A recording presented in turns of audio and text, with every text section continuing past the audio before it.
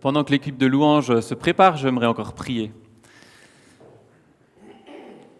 Seigneur, merci pour ce que tu as fait pour notre Église depuis fort longtemps, comme on vient de l'entendre. Aujourd'hui, dans chacune de nos vies, et on veut te faire confiance aussi, Seigneur, pour le futur. Seigneur, je veux te prier maintenant particulièrement pour ce culte, qu'on puisse être disponible, ouvert à t'entendre, à t'écouter, qu'on puisse te remettre aussi les difficultés qui nous ont pesé cette semaine. Seigneur, merci parce que tu diriges nos vies et tu es heureux de nous accompagner dans notre quotidien, Seigneur. Qu'on puisse te faire confiance, te déposer ce qui est difficile et avoir la foi que tu vas juste le prendre et nous accompagner dans le chemin que tu as prévu pour nous. Amen. Voilà, je laisse la place à Eliane qui va nous conduire. Bonjour, chers frères et sœurs. Bonjour à vous tous qui êtes là aujourd'hui, que vous soyez des habitués ou des visiteurs. Nous en avons quelques-uns ce matin. Alors, bienvenue à chacun. Et puis, j'aimerais aussi saluer particulièrement tous ceux qui nous suivent par écran interposé. C'est vrai que quand on ne peut pas se déplacer, quand on a un souci, c'est tellement bienfaisant de pouvoir rester en contact avec notre assemblée par ce moyen. Alors, merci infiniment à tous ceux qui participent à ce grand service. Alors, je ne sais pas dans quel état vous êtes ce matin. Est-ce que vous êtes encore émerveillés par la beauté des paysages enneigés que nous avons vus cette semaine? Est-ce que peut-être vous êtes inquiets par rapport au discours terrible que le président de la Russie prononce? Est-ce que vous portez des choses difficiles, que ce soit pour vous-même ou que ce soit pour l'un de vos proches? En tout cas, je vous propose maintenant de prendre juste un instant de silence, de nous placer devant le Seigneur et avant de commencer notre louange.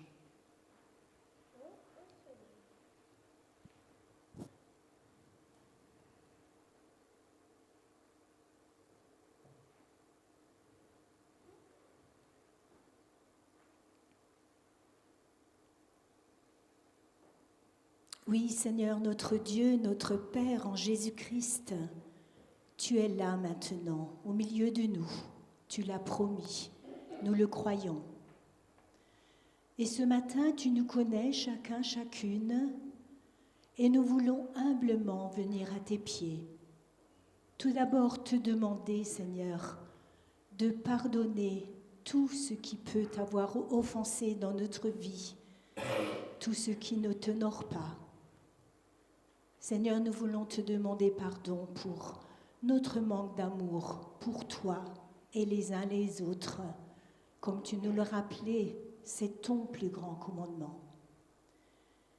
Mais nous savons, Seigneur, que tu nous accueilles par ta grâce. Et nous voulons, avec reconnaissance, maintenant te célébrer et t'adorer. Toi seul, tu es Dieu. Et nous prions au nom de Dieu le Père, le Fils et le Saint-Esprit. Amen. Alors, nous commencerons par ce chant qui dit « Je veux demeurer dans ta grâce ».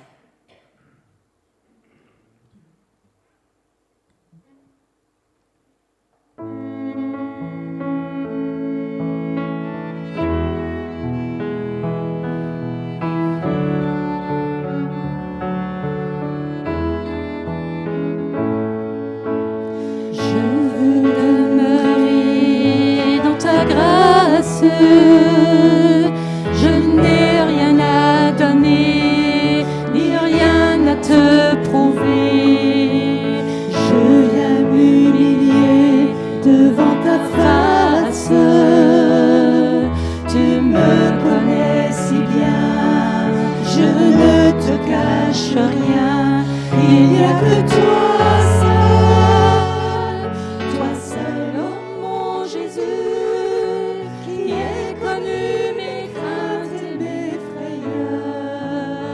Il n'y a que toi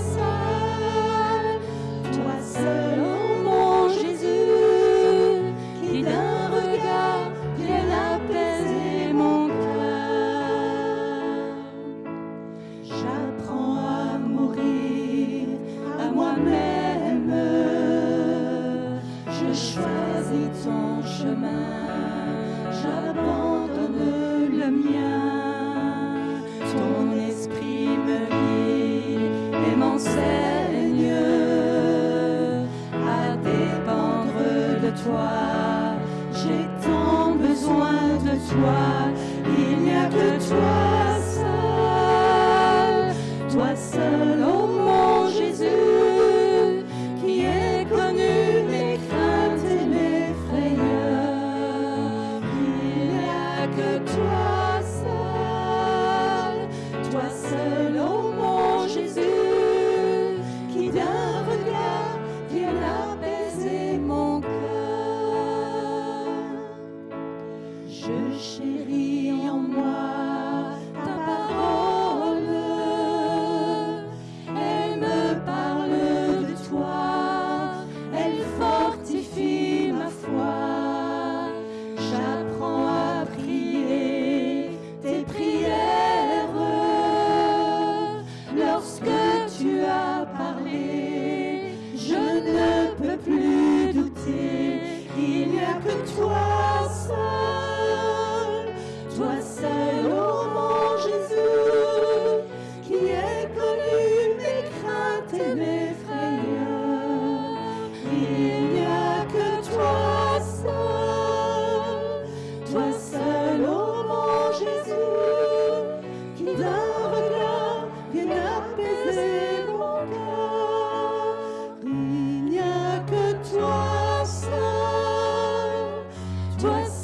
oh mon Jésus, qui ai connu mes craintes et mes frayeurs. Il n'y a que toi seul, oh mon Jésus, qui d'un regard vienne apaiser mon cœur.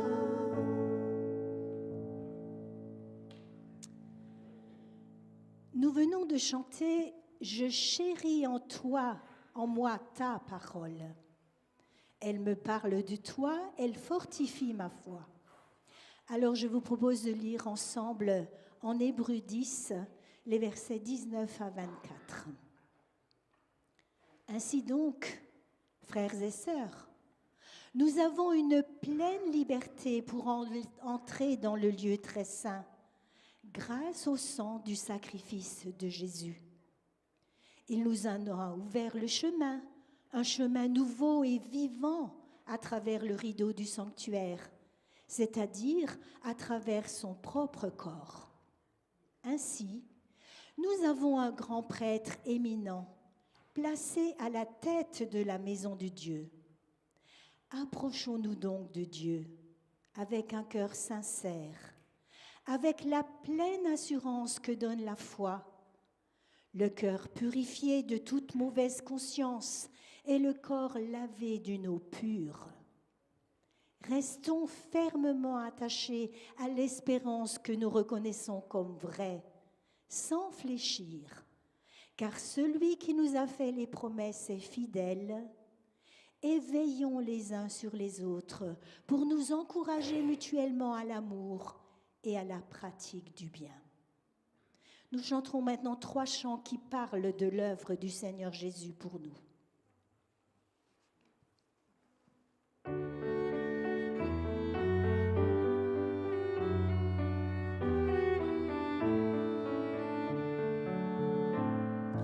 Rédempteur du monde, Jésus-Christ, Fils de Dieu, ta joie et ta paix m'inondent, toi l'agneau venu.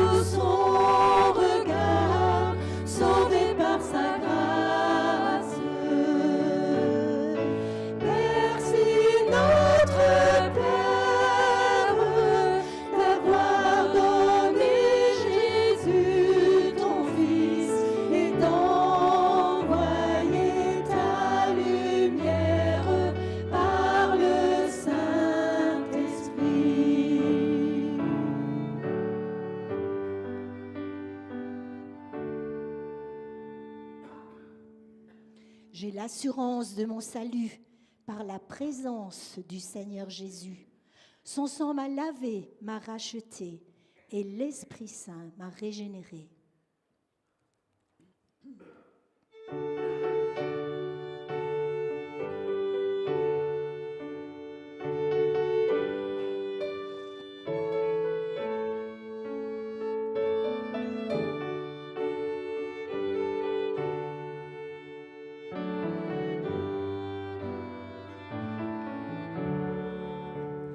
J'ai l'assurance de mon salut par la présence du Seigneur Jésus. Son sang m'a lavé, m'a racheté, et l'Esprit Saint m'a régénéré. C'est mon histoire, c'est là mon chant. Louez mon Sauveur le jour durant. C'est mon histoire, c'est là mon chant. Louez mon Sauveur le jour durant. Parfait repos et parfait bonheur. En toi mon Sauveur, j'ai la paix du cœur. Je veille en attendant ton retour. Je suis comblé, sûr de ton amour. C'est mon histoire, c'est là mon chant. Louez mon Sauveur le jour durant. C'est mon histoire, c'est là mon chant. Louez mon Sauveur le jour durant.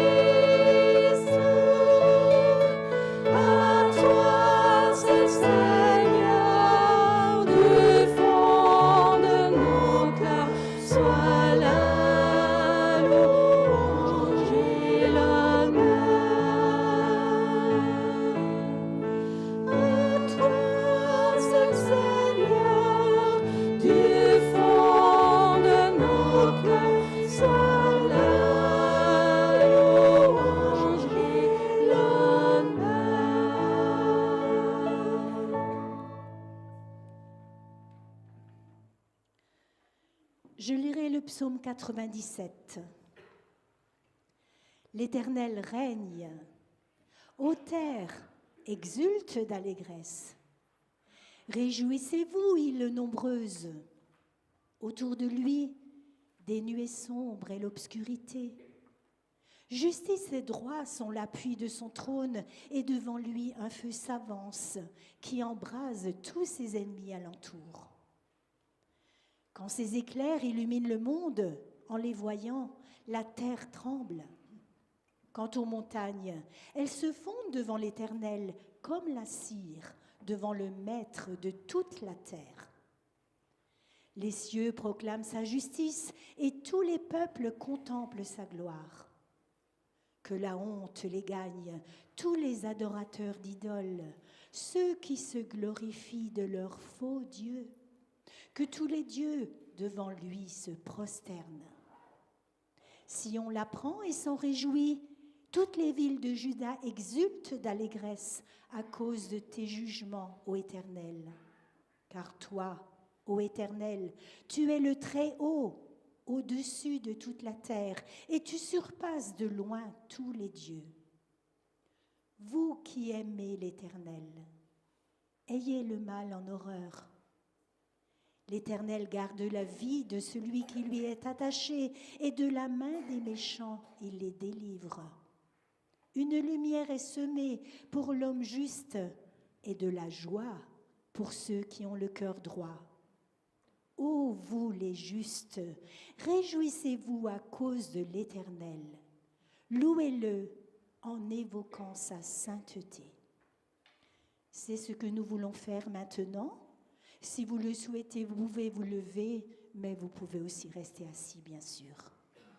Grand Dieu, nous te bénissons, nous célébrons tes louanges, et prosternés devant toi, nous t'adorons, ô grand roi.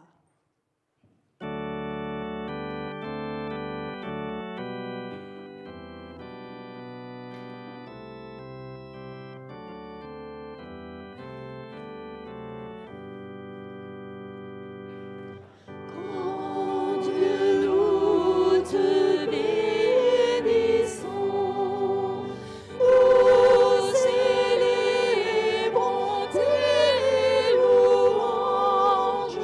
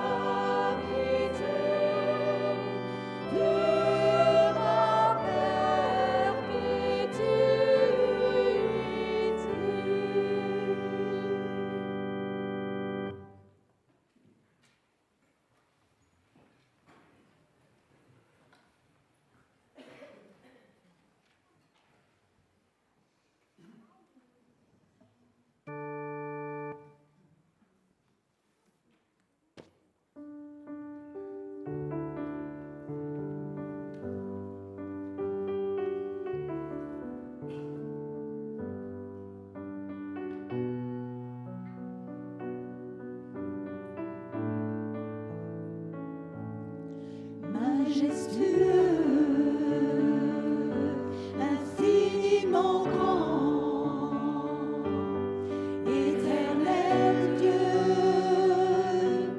Dieu tout-puissant, Seigneur des cieux et de la terre, Dieu que je peux appeler Père.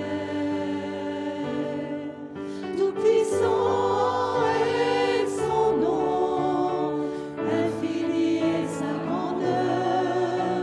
Devant lui, nous nous courbons, il est le roi. Tout-puissant est son nom, infini est sa grandeur. Devant lui, nous nous courbons, il est Seigneur. Mon avenir est dans ses mains. Je sais qu'en lui, je ne crains rien. Mon plus cher désir, ma volonté, c'est le servir pour l'éternité. Tout-puissant est son nom, infini est sa grandeur. Devant lui, nous nous courbons, il est le roi. Tout-puissant est son nom, infini est sa grandeur. Devant lui, nous nous courbons, il est Seigneur. Un jour tout genou fléchira, tous les peuples s'inclineront devant sa face. Pour toujours il régnera, nos yeux le verront face à face. Un jour tout genou fléchira, tous les peuples s'inclineront devant sa face. Pour toujours il régnera, nos yeux le verront face à face. Un jour tout genou fléchira, tous les peuples s'inclineront devant sa face. Pour toujours il régnera, avec ceux qui ont saisi sa grâce. Tout-puissant est son nom, infini est sa grandeur. Devant lui, nous nous courbons, il est le roi. Tout-puissant est son nom, infini est sa grandeur. Devant lui, nous nous courbons, il est Seigneur.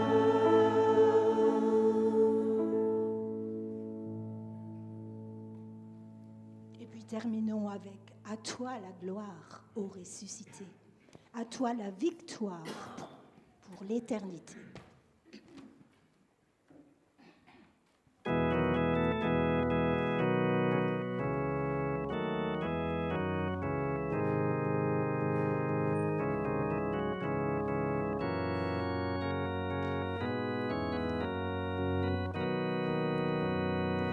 À toi la gloire, ô ressuscité, à toi la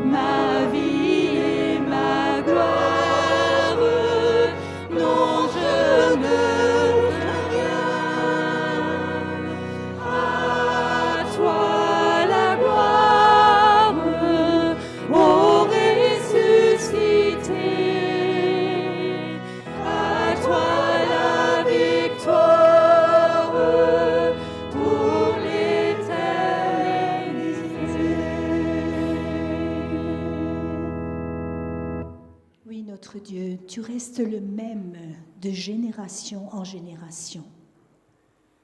Que ce soit quand nous pensons à ces ancêtres qui ont participé à l'édification de cette église ici, ou bien à nous maintenant, et à ceux qui viendront après nous, Seigneur, nous savons que tu seras là, parce que tu aimes tes enfants, tu bâtis ton église, tu prends soin d'elle. Dans les bons jours, dans les jours de tristesse, les jours de deuil, tu es là. Nous pouvons compter sur toi. Et nous voulons demeurer dans ta grâce, Seigneur, parce qu'elle nous est acquise par l'œuvre de Jésus-Christ. Seigneur, j'aimerais aussi prier maintenant pour l'enseignement qui va nous être partagé, que vraiment tu ouvres nos cœurs, nos oreilles et notre esprit tout entier à ta parole, pour que nous puissions saisir pour nous-mêmes ce que tu as préparé pour nous. Seigneur, nous sommes reconnaissants de t'avoir comme Dieu, comme Maître, comme Sauveur et Seigneur. Et nous te bénissons ensemble dans le nom de Jésus-Christ, notre Sauveur et notre Seigneur. Amen. Sur lequel je voulais appuyer la prédication de ce matin, qui se trouve dans l'Évangile de Jean, chapitre 8. Nous lirons le verset 12 à 20. Jean 8, 12 à 20. Jésus parla de nouveau au public. Je suis la lumière du monde, dit-il. Celui qui me suit ne marchera pas dans les ténèbres. Il aura la lumière de la vie. Là-dessus, les pharisiens lui répondirent, tu te rends témoignage de toi-même. Ton témoignage n'est pas vrai. Jésus leur répondit, oui, je me rends témoignage à moi-même, mais mon témoignage est vrai, car je sais d'où je suis venu, où je vais. Quant à vous, vous ne savez pas d'où je viens, ni où je vais. Vous jugez selon les critères purement humains. Moi, je ne juge personne. Et à supposer que je porte un jugement, ce jugement est vrai, car je ne suis pas le seul pour juger, mais avec moi, il y a aussi le Père qui m'a envoyé. Le témoignage commun de deux personnes, c'est ce qui est écrit dans votre loi. Eh bien, moi, je suis mon propre témoin. Et le Père qui m'a envoyé me rend aussi témoignage. Mais où est-il ton Père s'exclamèrent-ils. Vous le connaissez. Vous ne connaissez ni moi ni mon Père, répliqua Jésus. Si vous m'aviez connu, vous connaîtrez aussi mon Père. Jésus parla ainsi pendant qu'il enseignait dans la cour du temple, près des troncs à offrande. Et personne n'essaya de l'arrêter parce que son heure n'était pas encore venue. On va faire un peu de mémoire, pas aussi loin que l'histoire que tu nous as présentée. Ma toute première prédication, quand je suis venu me présenter à l'église en octobre 2022, ça passe, était sur Jean 10, je suis le bon berger, vous vous rappelez? Et c'était le 4e, je suis de Jésus. Il y a 4 jours, il était question du premier je suis de Jésus, je suis le pain de vie. Et aujourd'hui, au chapitre 8 de l'évangile de Jean, nous est rapporté la deuxième affirmation de Jésus en disant « Je suis la lumière ». L'image de la lumière n'est pas étrangère à notre vision chrétienne. Cependant, les paroles de Jésus sont dites à un moment précis, dans un contexte précis. Ces paroles de Jésus peuvent nous amener du symbolisme de la lumière vers la portée spirituelle. Le contexte de ce récit se déroule autour d'une fête juive dite la fête de lumière ou de Hanouka.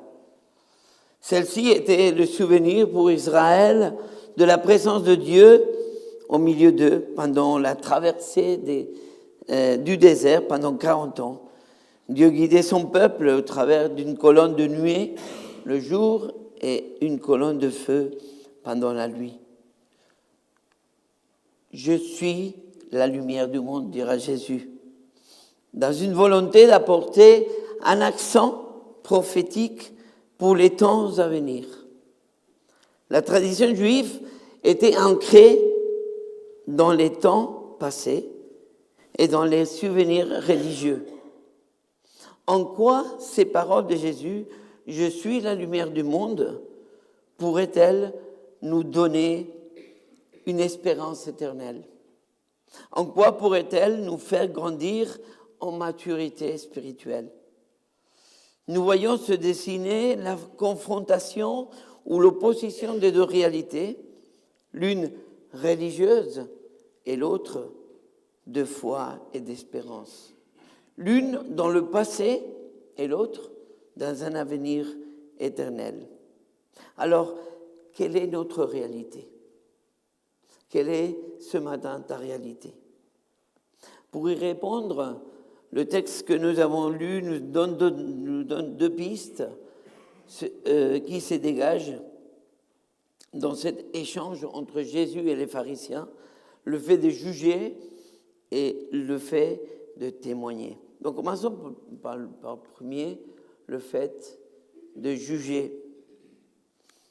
Dans la première partie du chapitre 8 que nous avons lu, il est question d'une femme de mauvaise réputation qui a été prise en flagrant délit. Elle est portée aux pieds de Jésus dans la cour du temple. Et nous lisons dans les versets 4 et 5 du chapitre 8, « Maître, lui dirent-ils, les pharisiens, cette femme a commis un adultère. Elle a été prise sur le fait. Or, dans la loi, Moïse a ordonné de lapider les femmes de ce genre. Toi, quel est ton jugement sur ce cas? » Depuis le début, nous pouvons observer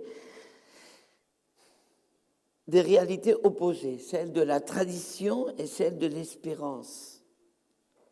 Dans le concret de la situation, ce qui était en jeu pour les pharisiens, c'était la tradition et le poids de la loi de Moïse, la loi juive, face à l'autorité de Jésus qui était présent là dans le temple. C'est bien cet enjeu-là qui va déclencher la prise de position de Jésus en disant « Je suis ». Cette façon de se présenter n'est pas anodine pour un juif. Nous nous présentons normalement en disant « Bonjour, je suis Daniel, je suis pasteur, je suis le fils, le père, le mari d'eux ». Mais ce qui n'est pas courant, c'est de se définir par un objet. Je suis le pain, je suis la lumière, je suis la porte. Si Jésus le fait, c'est pour que celui ou celle qui écoute puisse aller plus loin et grandir spirituellement. Que lui ou elle puisse aller au-delà de ce qu'il voit. Une personne physique, une autre manière de penser, une autre façon d'agir ou de faire. Les « je suis » de Jésus donnent un aperçu des bénédictions qui se dégagent de sa personne. Cela dépasse toute opposition ou limite humaine. Jésus est, sans que cela dépende de qui ou de quoi que ce soit, sans être limité par quoi que ce soit. Nous voyons la mise en pratique de cela dans la vie de cette femme adultère, qui est portée devant Jésus pour être jugée. Les pharisiens vont essayer de définir Jésus selon la façon comment il va appliquer la loi et exercer l'autorité. Est-ce que les autres nous définissent? Et s'ils le font, pourquoi ils le font? À partir de quoi ils le font? Autrement dit, comment nous sommes définis aux yeux des autres. Face à cette femme adultère, Jésus va exercer l'autorité dans le silence, après avoir mis en lumière ce qui importe de juger. Verset 7. Alors il se releva et leur dit que celui d'entre vous qui n'a jamais péché, lui jette la première pierre. Par la venue de Jésus, le royaume de Dieu a été inauguré et proclamé en vue de son accomplissement définitif et complet. C'est là que la lumière aura un rôle crucial dans le combat contre les ténèbres, jusqu'à ce que le royaume de Dieu soit porté à son accomplissement définitif et complet sur la terre. C'est donc de l'intérêt de chacun de nous de comprendre et saisir qui est vraiment Jésus pendant que ce combat perdure. Un combat qui se joue dans la façon où nous allons juger les situations et les autres. La première implication qui ressort du fait que Jésus soit la lumière du monde, c'est, verset 12, « Celui qui me suit ne marchera pas dans les ténèbres. » La façon de juger des pharisiens était contraire à la lumière. Et verset 15, « Vous jugez selon des critères purement humains. Moi, je ne juge personne. » Le verset 15 pourrait appuyer l'idée que Jésus n'est pas venu pour juger, mais pour sauver. D'ailleurs, Jean, chapitre 3, verset 17, dira « En effet, Dieu a envoyé son Fils dans le monde, non pas pour juger ou pour condamner le monde, mais pour qu'il soit sauvé par lui. » Jésus ne condamne pas la femme adultère, mais je ne peux pas dire que Jésus ne juge pas dans cette situation précise. Selon la loi juive, une femme prise en flagrant délit d'adultère doit être jugée et condamnée à la lapidation. Cependant, je ne juge personne, dira Jésus aux pharisiens. Jésus fait ressortir à la lumière une des implications de sa personne en tant que lumière du monde. Jésus met à la lumière ce qui est vraiment caché aux yeux de tous, ce qui doit vraiment être jugé, être condamné pour ne pas marcher dans les ténèbres. L'application directe de la loi juive qui pointe et condamne le péché n'aurait pas pu empêcher que les personnes présentes là, autour de Jésus, de continuer à marcher dans les ténèbres. L'application directe de la loi juive aurait été un acte qui n'aurait pas apporté aucun changement qui puisse faire grandir spirituellement, ni à la personne condamnée, ni aux personnes qui condamnent. Cela est l'application directe de la parole de Matthieu, quand il dit « Ne jugez pas, afin de ne pas être jugés, car on vous jugera de la même manière que vous aurez jugé, et on utilisera pour vous la mesure dont vous serez servis. » Par contre, Jésus, en temps présent, apporte la lumière sur ce qui fait marcher dans les ténèbres. Verset 7. Verset 7 dit que celui d'entre vous qui n'a jamais fait péché, lui jette la première pierre. Ce n'est pas seulement la femme qui va être jugée à cette occasion, mais tous ceux et celles qui étaient là devant Jésus, qui est la lumière et qui met à la lumière ce qui ne va pas, ce qui est grave. Verset 16. Et à supposer que je porte un jugement, ce jugement est vrai, car je ne suis pas seul pour juger, mais avec moi il y il y a aussi le Père qui m'a envoyé. Nous pouvons juger la situation d'une autre personne à partir de nos propres critères, en étant même d'accord avec la parole de Dieu. Cependant, si Jésus n'est pas au centre, c'est selon des critères purement humains que nous allons juger.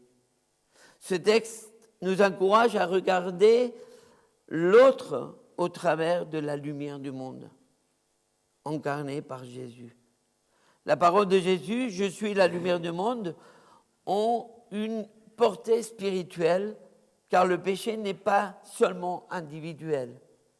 La gravité du péché atteint la personne qui le commet, mais aussi les autres qui sont là devant le fait accompli. Je ne peux pas me dédouaner parce que je n'ai pas péché comme l'autre. Le péché de l'autre met en lumière les ténèbres qui sont encore là. Ils nous entourent tous. C'est pourquoi les pharisiens n'ont pas pu condamner la femme adultère. Et même Jésus ne la condamne pas, mais lui a rendu témoignage de la lumière. Verset 20.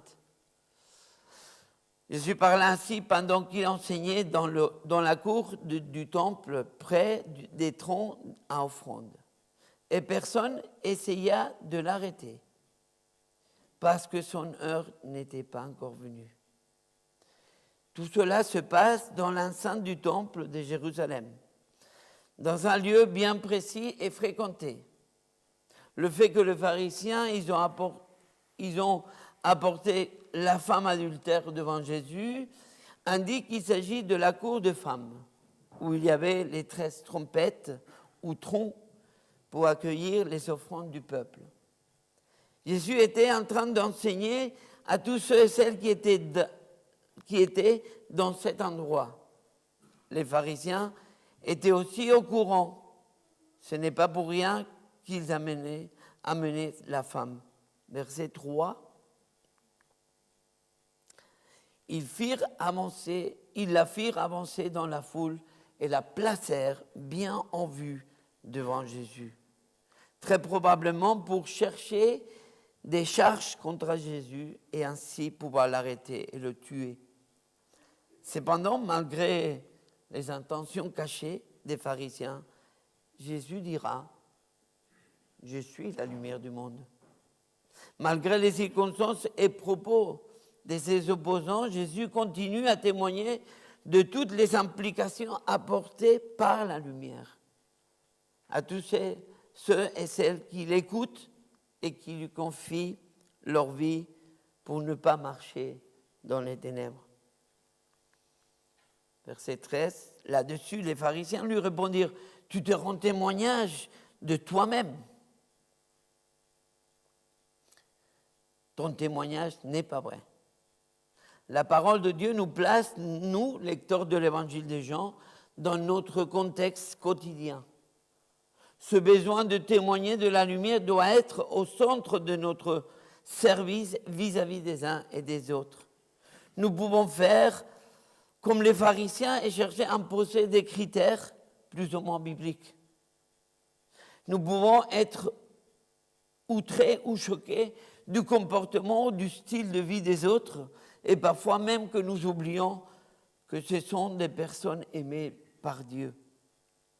Parfois, nous oublions aussi que les mêmes ténèbres qui ne laissent pas vivre et avancer autrement la personne pourraient aussi nous empêcher de voir cette personne autrement que sous l'angle du jugement et la condamnation.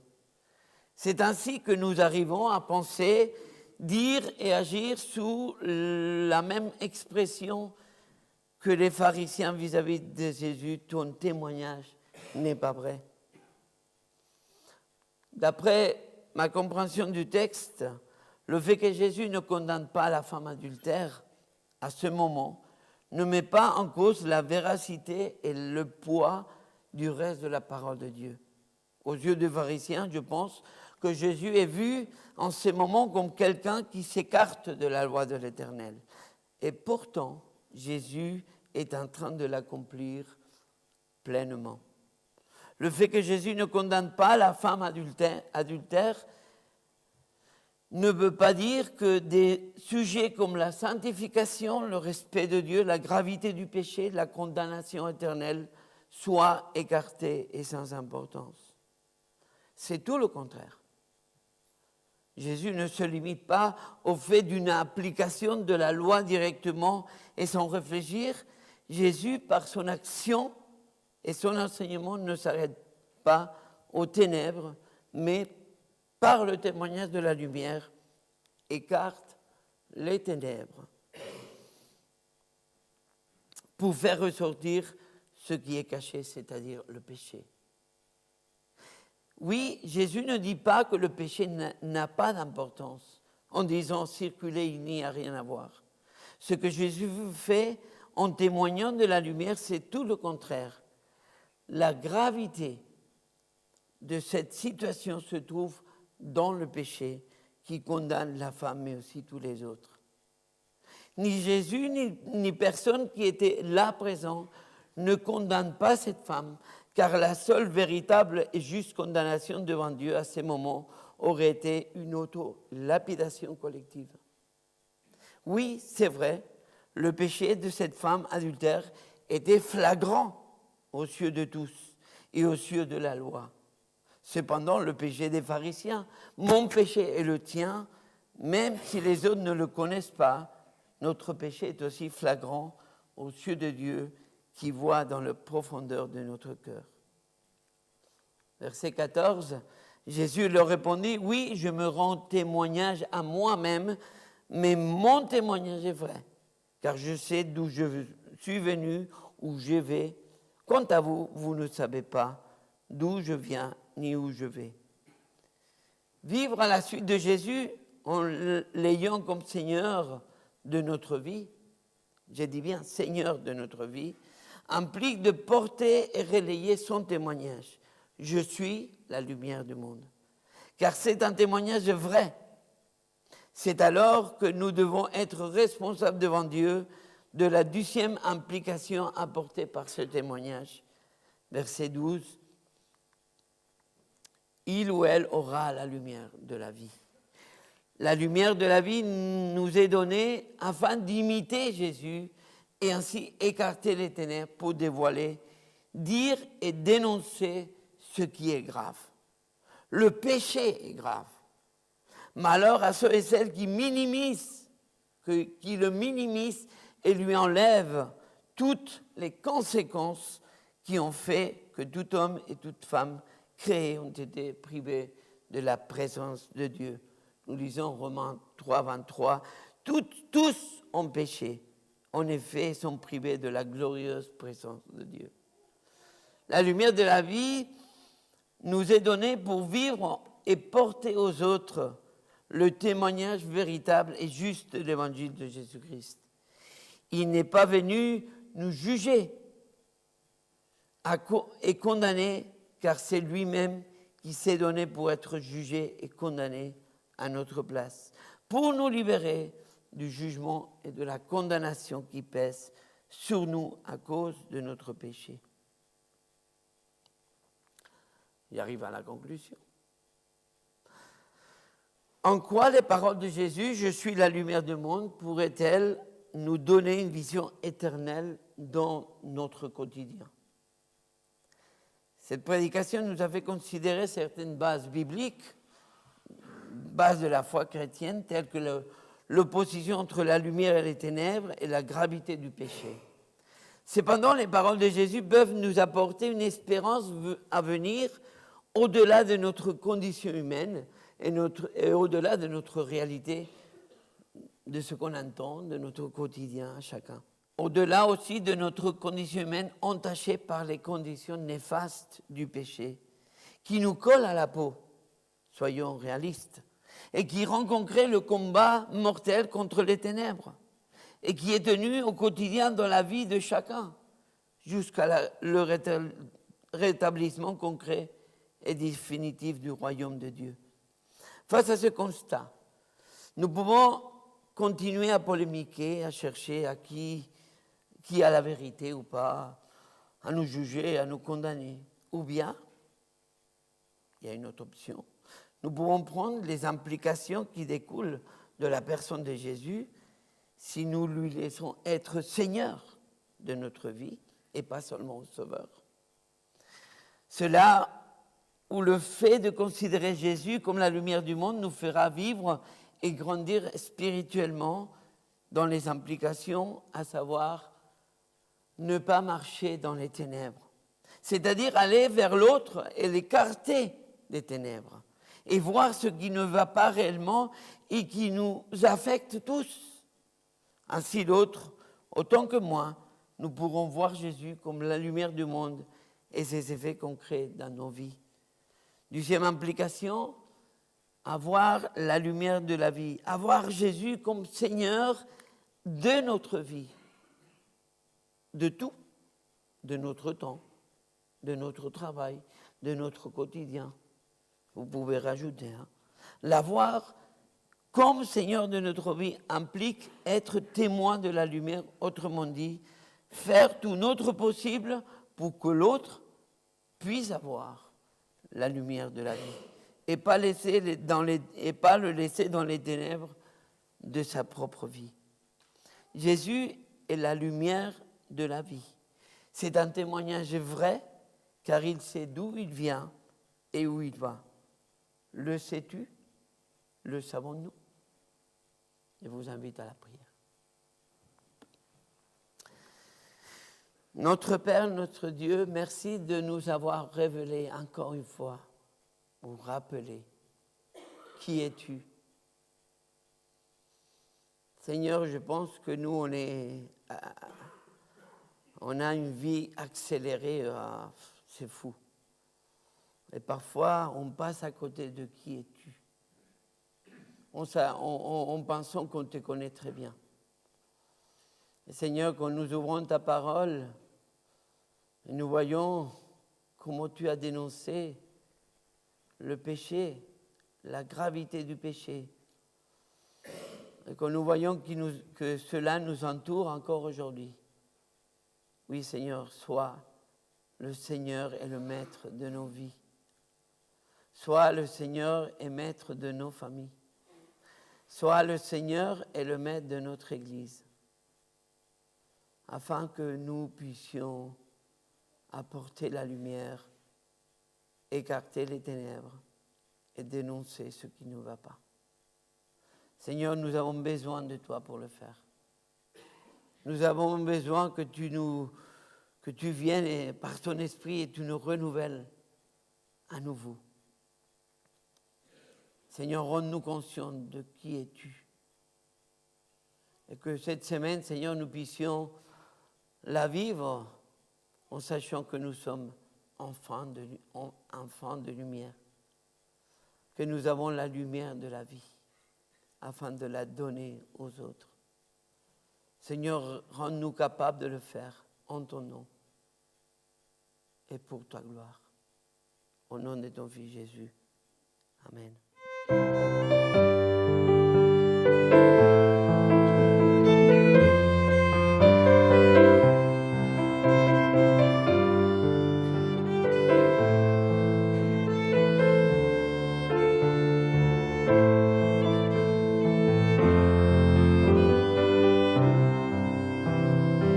Quittons la gloire de ton ciel, tu es venu sur terre, Fils aimé du Dieu éternel, tes bras tu as ouverts,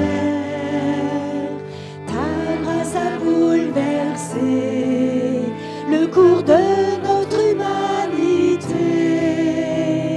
Nous crions ensemble, victoire, Christ est la lumière du monde, que sa gloire recouvre la terre, puissance infinie qui libère, son nom est saint, il est saint, il est saint. Nous les fils et les filles du roi, entonnons chaque jour un hymne de gloire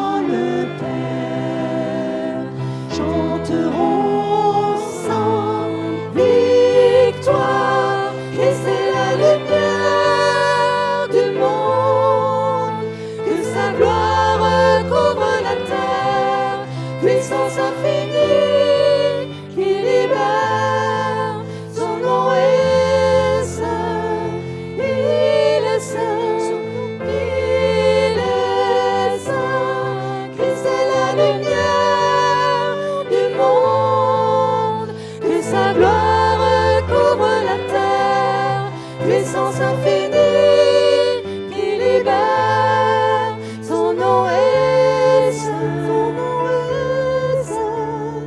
Il est saint, il est saint, son nom est saint, son nom est saint. Il est saint, son nom est saint, son nom est saint. Il est saint, il est saint, il est saint. Christ est la lumière du monde, que sa gloire couvre la terre. Puissance infinie qui libère. Son nom est saint, il est saint, il est saint. Je vous propose de vous lever pour l'exhortation finale qui se trouve dans Colossiens 3,23, ça va être affiché. Tout ce que vous faites, faites-le de bon cœur, comme pour le Seigneur et non pour les hommes. Je crois que c'est un peu une suite au message aussi qu'on a reçu. Et en tout cas, voilà, je vous souhaite un bon dimanche à tous. Bonne semaine.